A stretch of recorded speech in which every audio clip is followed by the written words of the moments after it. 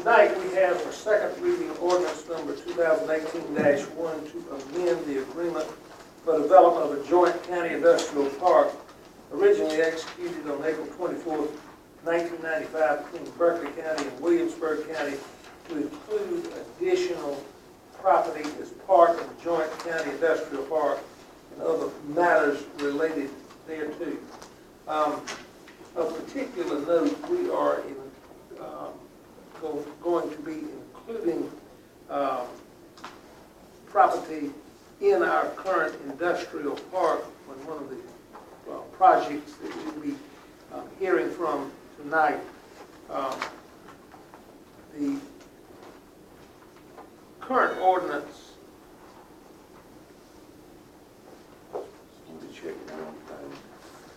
We'll have a public hearing on it at the next meeting, and it will include a 10-acre parcel designated as tract number 9 in our current industrial park. This is the second reading.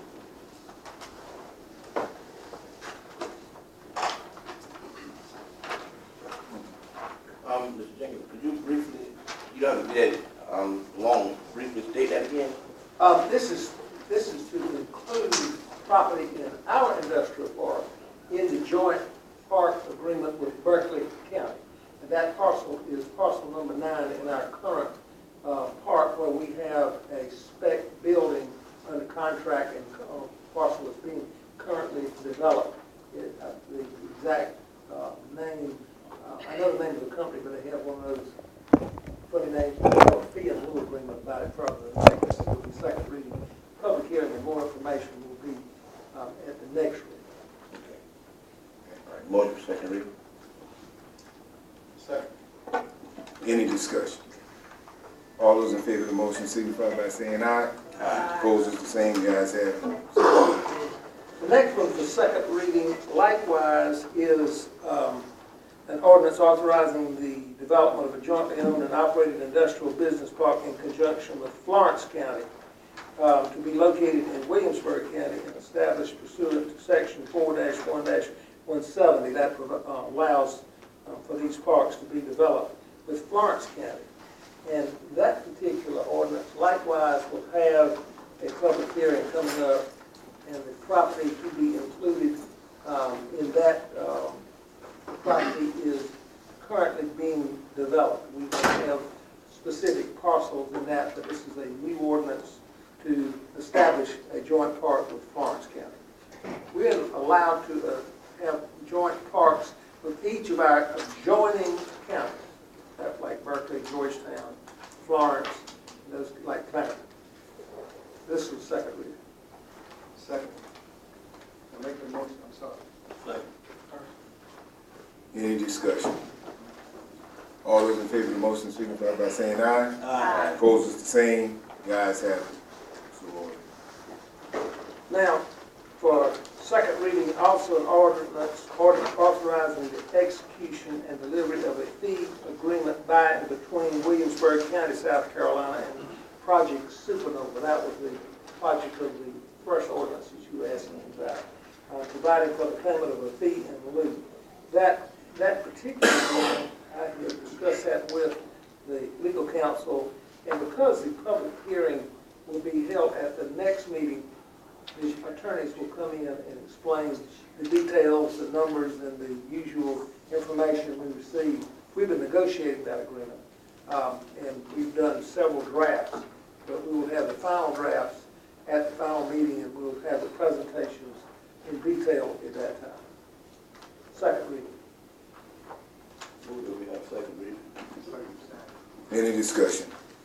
All those in favor of the motion signify by saying aye. Aye. Opposed is the same. You guys have it. So ordered. The next item is a resolution approving the fleet management agreement I was asked to review at the last time. This provides for the leasing to replace the current fleet of vehicles, particularly for the Sheriff's Department, for $700,000 over the next 10 years. I think particulars of that were explained to you at the last meeting. I'm familiar with it. I have been briefed on it, and would recommend that we enter into the resolution and master equity lease agreement, the maintenance agreement, and the fleet rental agreement, as well as the documents, all of which are dated February 5th, between Williamsburg County and Enterprise Fleet Management, and that the supervisor is authorized to execute these agreements on behalf of Williamsburg County. So moved. Any questions or discussion? All those in favor of the motion signify by saying aye. Aye. Opposed is the same. The ayes have it. So Next is a resolution approving the entering in, to the gate tipping fee reimbursement agreement with the town of Kingstree. This has been negotiated between Mr. Edwards and the town of Kingstree. I have reviewed that tipping agreement, and frankly, it's not, from a legal perspective, it's very little for me to comment upon. It's all about the money. And if the county and the city are satisfied with the money and the tipping fee arrangement, then by all means, we need to go ahead and enter into that resolution with the town of Kingstree for the gate tipping and fee reimbursement agreement with the town of Kingstree. That again is also to be signed by the town of Kingstree non pro tem, because it's already authorized subject to my approval. If that's satisfactory, the supervisor will be authorized to sign it. Question? Billy, can you explain that again? I don't quite understand that. There's a tipping fee document that's been entered into between the town and the county. Okay. Now, this is for the tipping fee for the citizens of the town using our landfill. And the tipping fee contract has been renegotiated. I did not participate in the renegotiation. That was just a money agreement between the town and the county. Mr. Edwards actually took the lead on that, and the supervisor, and reported back that they were satisfied with those terms. The agreement is fine. I have no question about the document itself. I just cannot in a position to say, well, I think the tipping fee is good. That's not my job. My job is to make sure this. what it specifically involves is the tipping fee at the Georgetown landfill. Georgetown. And the landfill fee is $35, and this is the amount that we're paying towards the residents of the town who pay the solid waste fee. And this was the agreement that we entered into when we shifted from hauling to Dorchester County to Georgetown County. And the reason why this is necessary is because they still tip their garbage at the Dorchester facility. So we're reimbursing them for their fees, which they're entitled to because they're residents of the county and they pay the solid waste fee. And this is what this takes care of. They take theirs to Dorchester because their hauling company is affiliated somehow with that landfill. So the fee is the same that? We are tipping them at $35, which is the same amount that we're paying for the Georgetown, to the Georgetown landfill. So moved, Mr. Chairman. Any discussion? All those in favor of the motion signify by saying aye. Aye. Opposed is the same. The ayes have it. So Next is a resolution authorizing the county to enter into a municipal judgeship agreement with the town of Greeleyville and Judge Glenn Kennedy. We have similarly entered into these agreements, I think, with Lane and town of Kingstree through the years. This is quote, nothing new.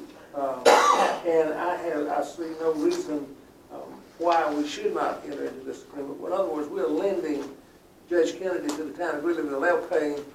We're not incurring one penny at all. They take care of all that expense, and this is an identical agreement with other towns. And I see no reason why we should not go ahead and enter into this agreement, and the supervisor be authorized to sign on behalf of the county. Okay, so Billy, so Glenn would be serving as a municipal judge for the town of Greenville? Yes, sir. This is not anything new. Judge Williams did it in the past, and we had those agreements, again, as the council has said, we have those agreements with the town of King Street, town of Lane, and Hemingway. Make a motion to approve it. Second. Any discussion? All those in favor of the motion signify by saying aye. Aye. Opposed, the same. Ayes have it. So ordered. Last resolution is to authorize the county to enter into an automatic aid agreement with the town of Andrews. There are two separate agreements. One provides for the station at Bloomingdale to respond in Andrews, and the other is the Earl station to respond from Earl's town of Andrews in a mutual, it's not mutual aid like it used to, it's now it's called automatic aid. We entered into, I think, either 5, 6, or 7 of these agreements about a month ago with other communities. This is just an add-on, one more to complete the process. And this comes from fire chief and the fire department making this recommendation and asking that we entered into the automatic aid agreement with Andrews as I have described. And then additionally, there's another one with Johnsonville as well. The Johnsonville has one identical to this one. Okay. That they want to enter into. We'll add Johnsonville. That's just been a flurry of this. They all seem to wait to the last minute to send them in. I don't. And it's the same identical. Same identical. So moved. Any discussion? All those in favor of the motion signify by saying aye. Aye. Opposed is the same. The ayes have it. So ordered. Those are the action items I have for right now. All right. Thank you very much. Certainly, Councilwoman. Attorney Jenkins, we just want a brief update concerning the special committee there. We just want to do a follow-up on the policy procedure to let all council know where we at with that. And this is really a follow-up, and it's the same follow-up report from about a month or 6 weeks ago.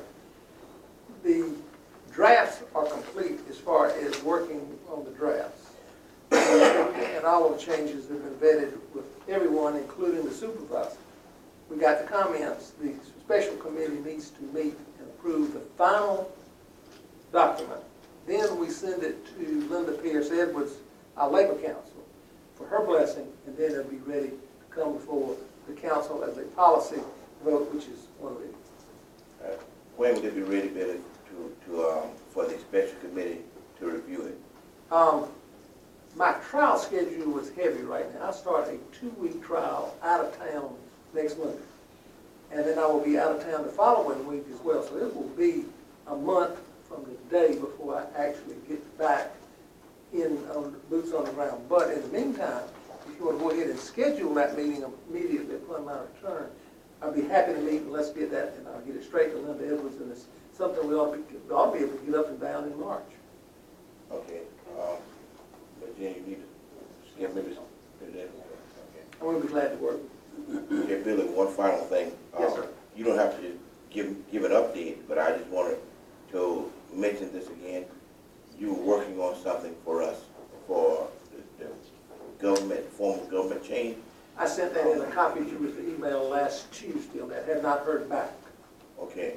But I just want to make sure that we get everything in, and I wonder when you could have, even though it's going to be under in the especially the general election, when would the wording and everything be together so we can look at it? The reason I sent that to the Association of Counties, there's a lot of legal hoops. You got to go to the Justice Department, go to Civil Rights Division to get approval. I wanted to make sure that I had all of the information ready to go before that submittal took place. I think it may require and I will know pretty quickly, hopefully definitely by the next meeting. I plan to come back doing that trial, and I'll be in Georgetown, which will be 2 weeks from tomorrow night, and I hope to be back once the trial is over that day, come back in for that meeting. That's my plan, unless something blew up, and I don't think it will. To be here for that night, I can give you a further update. I just want to make sure that we slice it and dice it and don't have to come back, start over, and make it a smooth process. But I know the delaying issue is once you submit it to the Department of Justice, I can't tell you how long that would take. Okay, and I'm not harassing you with that. I just want to make sure, you told me there was no rush, we had plenty of time, but I just want to make sure you stay abreast and make sure we do whatever it takes to be done to have it ready by November. I'm keeping you abreast with the copies of the email, so you know it when I know it. Okay. Anything else, I'll be here for the issue about the drug case.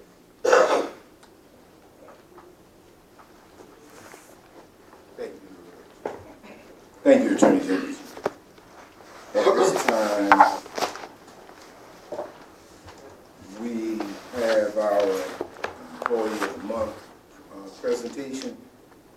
This month, we are acknowledging and recognizing the senior tax clerk in the auditor's office, Ms. Kristen Scott. And I'd ask Ms. Powell, our interim auditor, and Ms. Scott to please come forward at this time. Ms. Powell, tell us a little bit about Ms. Scott.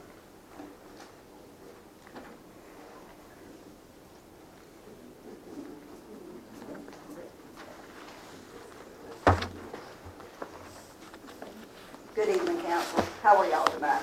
Good evening. Well, first of all, Krista Scott has worked for the county almost 4 years. She is a very good team player, and she goes beyond what is asked of her.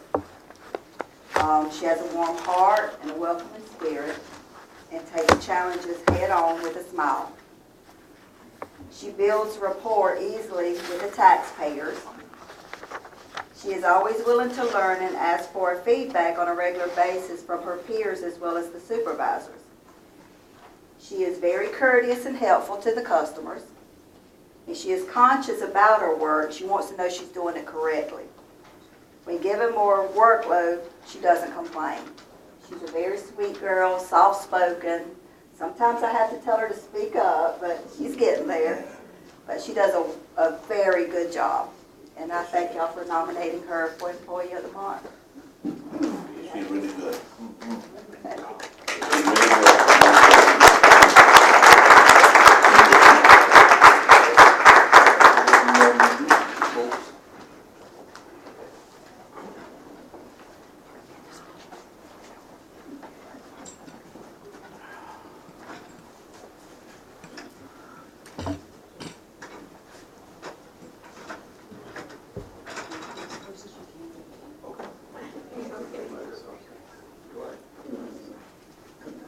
Everybody step that way a step.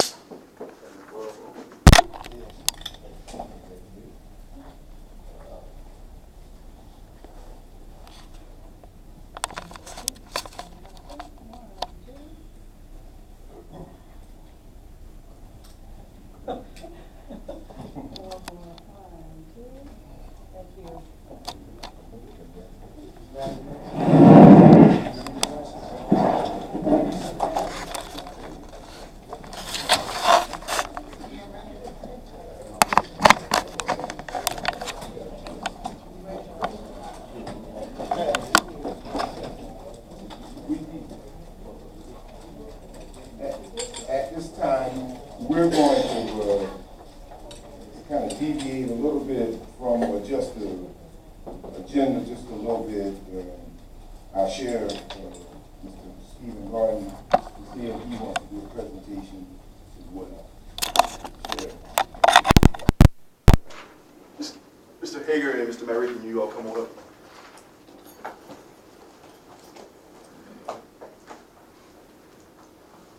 They kind of changed.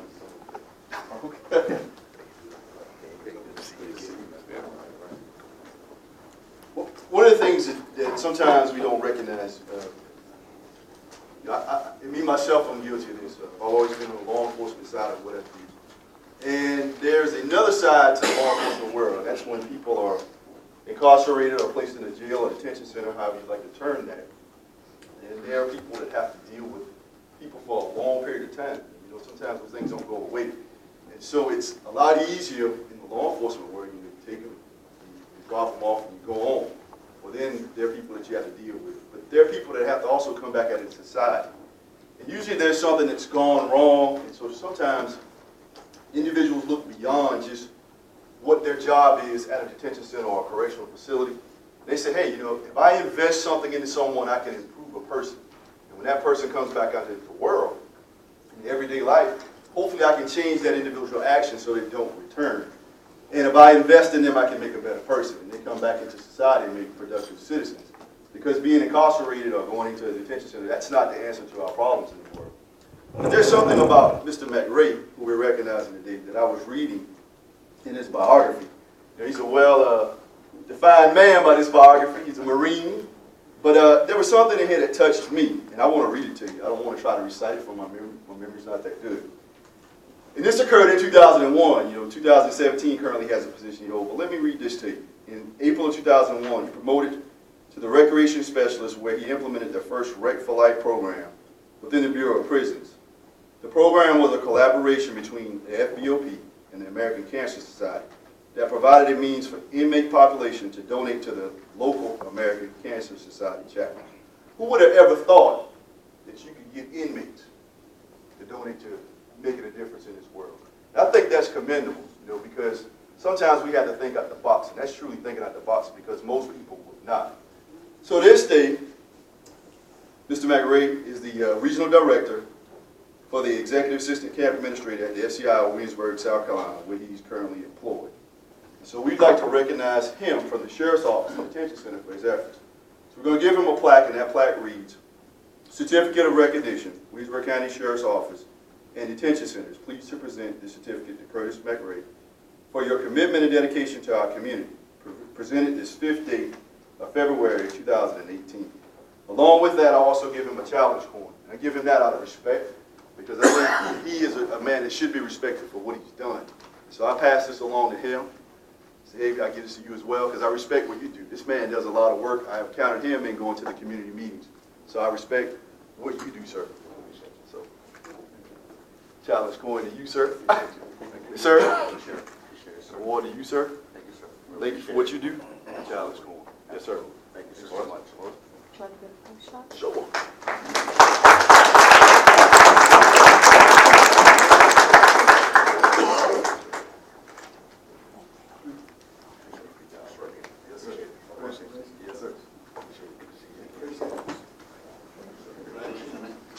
Good job. Likewise.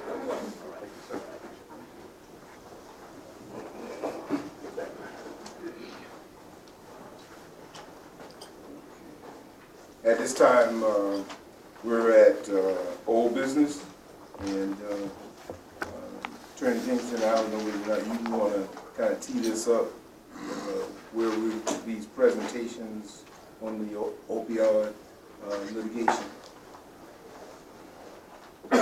Thank you, Mr. Supervisor. I sent out a memorandum last week upon my return from vacation dealing with the special counsel representation agreement presented by Representative Caesar McKnight in my absence at the last meeting. The reason I circulated the memorandum, because I understand a vote was taken approving it subject to my recommendation. My recommendation is a little unusual because I had information you didn't have. And my recommendation was that you consider both of these proposals, hear from both sides to make an informed decision about what you choose. I have no recommendation as to which one you choose, but to give you a little background, back in November the 17th, I got a letter from Charles Whetstone of Whetstone, Perkins, and Fuller. He's an attorney, former circuit judge in Columbia, but also has an office here in King Street, and in that office is Judge Shula and his daughter-in-law, Amanda Shula, where they practiced for this law firm and have for a number of years. Mr. Whetstone asked me to consider presenting a request from their law firm to enter into this litigation.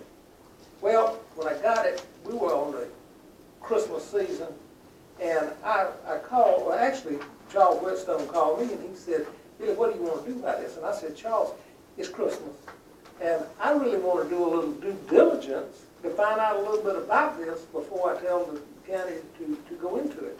Number one, what other counties have entered into this agreement? and I wanted to call a couple of them just to find out what they did, what they thought, so I could provide a little wisdom on where to go with this. I wasn't going to recommend them or not. I just wanted to know, because my job is to answer your questions and dig down a little bit further. He said, that's no problem whatsoever, no hurry on this. I said, okay, after Christmas, in January or February, depending on the circumstances, we'll get back together and I'll arrange for a presentation and you can come down and talk about this and we can share some information. Well, I knew I was going out of town for 2 weeks to Cuba, so I wasn't even planning on touching it till after I come back. Well, in the meantime, find out at the meeting, it came up before the meeting, bam, bam, and I didn't even, know about it. And so, hence my recommendation, I also heard from Representative McKnight, not to cut across what the council did, but just to respond to the question, what's my recommendation? Well, you didn't know about the rest of the story, and I thought it would be wise to at least listen. So in my memorandum, I said, unless you tell me otherwise, I will advise both law firms to be prepared to make the presentation before the council tonight, unless I am instructed otherwise to answer your questions. So with that, I think they have the representatives here.